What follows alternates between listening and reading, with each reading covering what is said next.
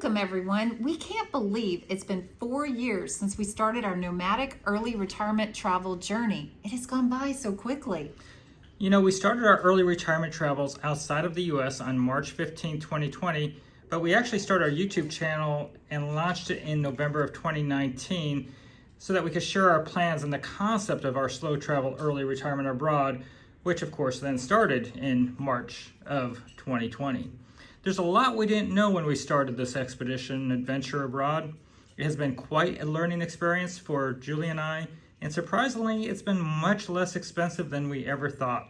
When we decided to retire in the summer of 2019, we could only find research materials on YouTube from people who were quick traveling or on a vacation. Occasionally, we would see a vlogger giving a glimpse of a menu in a restaurant. So when we were doing our research, unable to find anybody doing this type of lifestyle on YouTube, we had to research magazines and looking at expat life and some places where we could look up individual countries, but we were unable to find anyone else doing any kind of slow traveling, or if they were, we could not find any videos showing how to do it and explaining the costs and the how-tos involved. We decided to start making our own videos, sharing information on what we would like to have been able to see before we decided to slow travel and retire abroad. We're going to discuss what things actually cost for us to live this lifestyle for 4 years and to slow travel to 27 countries and 4 continents. The majority of our slow travel has been in the continent of Europe. In total, I have actually been to 45 countries and Julie's been to 43. Our dogs have been to 27 countries. Now, just to be clear, for those of you that wonder why we just don't explore the United States, I've actually been to 48 of the states. Did we mention, though, that we are actually traveling with our 2 dogs? I would assume if you were traveling without pets, you could shave off at least 10% of these costs we incurred because of the flexibility of places to stay and the smaller incidentals along the way. Now, our lifestyle of slow travel through Europe involves having a car. So we drive our car as full-time traveling nomad expats. However, we also have a home base in a non-Schengen country where we have spent 9 months of the last 38 months in Europe within our 48 months of retirement. We'll discuss more about Schengen in just a moment. But having a home base will save you money in the months you utilize it and give you a chance to regroup and swap out your wardrobe. We have adjusted our 4-year cost of living to include the months we spent in Montenegro, which is the country where we have our home base, to the average Airbnb cost we would have incurred for those 9 months. So in this video, we're going to cover how we have a car in Europe, the average expenses for our lodging and our requirements, particulars about our pets, the Schengen shuffle, and the overall cost of our lifestyle in total.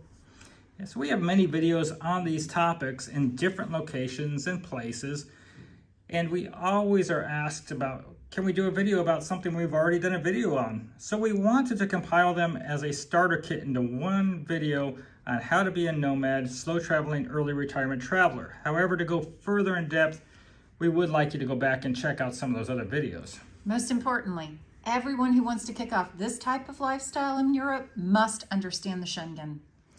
So I've spoke about the Schengen in many videos, many times, but we still get asked about what is the Schengen. So I'm not going to assume you know anything at this point about the Schengen, but the Schengen is a group of 29 countries in Europe that as Americans, you can only spend 90 days out of every 180 days within these borders. It's easiest to consider that all of these 29 countries are one country.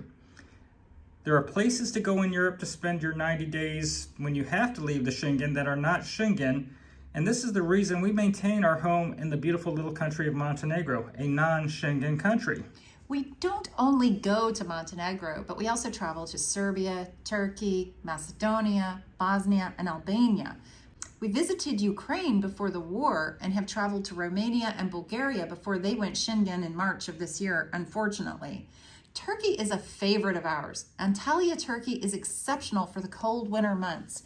We're currently in Albania, which Albania is not Schengen and may be your best option if you want to do what we call the Schengen shuffle and have a low-cost location.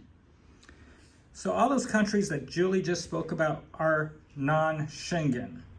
While most countries will allow you to stay 90 days within their borders every 180 days. Albania is special and will allow Americans to stay for 360 days a year. After the 360 days, you must leave for 90 days and then you're allowed to return for another 360 days. This is all visa-free, and the country of Georgia also allows a 12-month stay without a visa. A great example of the Schengen Shuffle is if you needed to leave the Schengen for 90 days and you were going to say Serbia, your exit day and entrance day count as the same day in each country. In reality, you must spend a full day in a third country to be able to go back into the Schengen zone. While in Montenegro, we are easily able to go to Bosnia, Macedonia, Serbia, or Albania for a day, and then we can come back and then go back into Schengen into Croatia. Yeah, so after those 90 days are cleared, your clock is reset. Okay. So Albania has such a large allowance of visa-free time for Americans. If you want to just take the ferry from Italy and spend 91 days in Sarande or Vlora or another Albanian city, you can stay 91 days and then turn back around and then go back to Italy without having to do a third country. Now on the other side of Europe, if you've got a little bit larger budget, you have the UK and Ireland as non-Schengen options. But again, they are much more expensive. We intend to travel to the UK this year, which allows you to be there for 6 months without having to leave the UK visa-free as an American. And we'll look forward to sharing our experiences and expenses with our YouTube viewers about that time.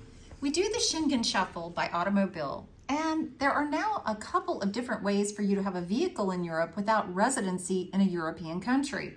We had to discover the option ourselves through countless hours of research. We have an attorney in Bulgaria that we've worked with to form a nil corporation, which has no money in any accounts. Its sole purpose is to have our car in the name of the corporation, and as officers of this corporation, we are allowed to drive our company vehicle around Europe. We must return to Bulgaria every year for a renewal of our registration. This has worked out well for us for the past 3 years. We bought our Citroen Berlingo so we can transport ourselves and our dogs throughout Europe in an affordable way. This allows us to bring more things with us for our comfort as well as more wardrobe options. Our car, which we have affectionately named Abby, is a diesel and gets great gas mileage. It makes it easy to transport our dogs as well as our gear. We recently did a video on another automobile option besides our Bulgarian one that we just spoke about with our attorney, which allows you to have a vehicle in Europe as a non-resident as well, which started in 2023. And that company is called CarTurf out of Germany. And the company will allow you to have a vehicle with a German license plate. So I'm going to encourage you to check out our website, WJn&x.com, and there's a link over to CarTurf there as well. But also email us for more information on your vehicle options if you need to contact our Bulgarian attorney at WJn&x@gmail.com. Because we travel with our dogs, driving is much preferred to flying, and it allows us to see so much more of Europe and have the freedom of our own timetables and schedules. If preferred, though, it is possible to fly to a non-Schengen country to do your Schengen Shuffle or take public transportation. Now, when you have pets, as we do, we find it much easier to go via land. We have EU pet passports for our dogs. You can get these in any EU country without residency. You must be prepared and have all your current vaccinations and paperwork ready for the vet in the EU country so that they can issue the EU pet passport. Not all veterinarians will help you with this, so call first. Some are unwilling to provide these documents without residency or if you're not an EU citizen. You may have to call several veterinarians to find one that will do it for you. We got our EU pet passports from a veterinarian in Bulgaria. Some veterinarians mistakenly believe that you must be an EU citizen or a resident to be able to get an EU pet passport. That is incorrect, so you can get one without being a resident or a citizen, and it helps you greatly to travel Europe. With regard to lodging, we just did a video on why we use Airbnb, and we typically try to do a month in a location. And this is because you get better discounts and it feels more like being at home. Our Airbnb requirements are so specific. We need Wi-Fi, kitchen, washer, somewhere near a green space for our dogs, must be pet friendly, and parking must be within a reasonable distance from the home. As we travel in different countries, our monthly Airbnb rates have varied from $600 to $1,500 a month, with an average of approximately $1,200 per month, depending on the euro exchange rate. We've seen a substantial increase in rates since 2021. This said, the euro can fluctuate, so when you decide to budget your travel, target living on 80% of your income to adjust for possible currency fluctuations.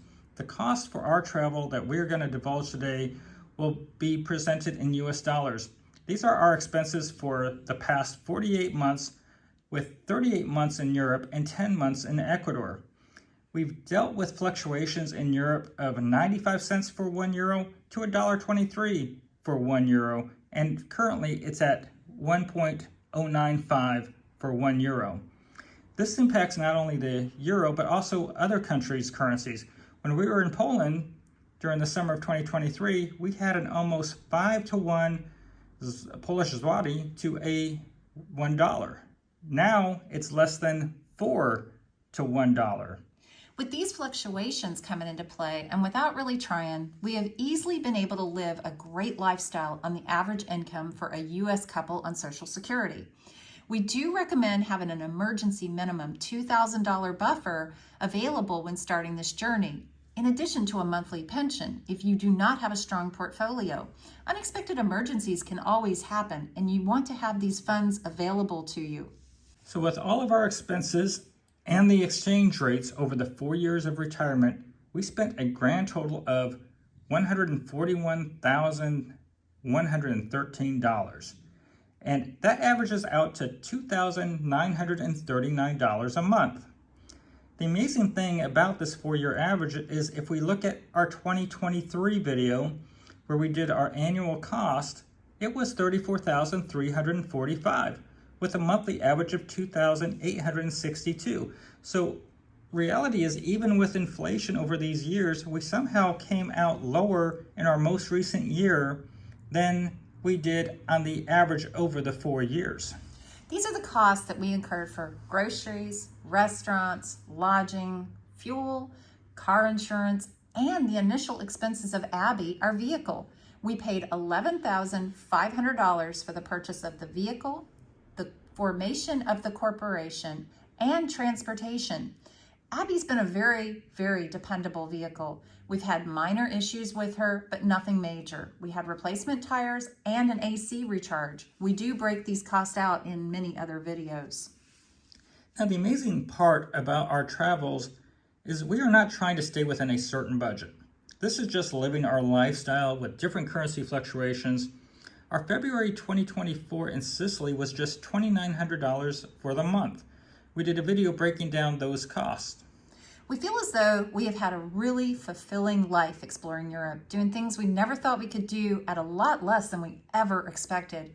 We share so many of these things on our YouTube channel, and we hope you'll find the content we provide useful and give it a watch.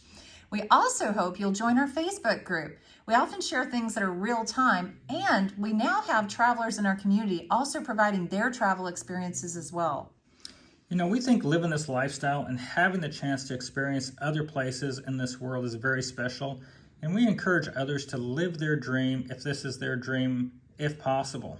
It may cost you a lot less to live your dreams and travel the world than you might think. You will not be able to dine in 5-star restaurants each night or stay in luxury hotels, but if you are willing to live like an average European person, it's completely possible to do within a reasonable budget.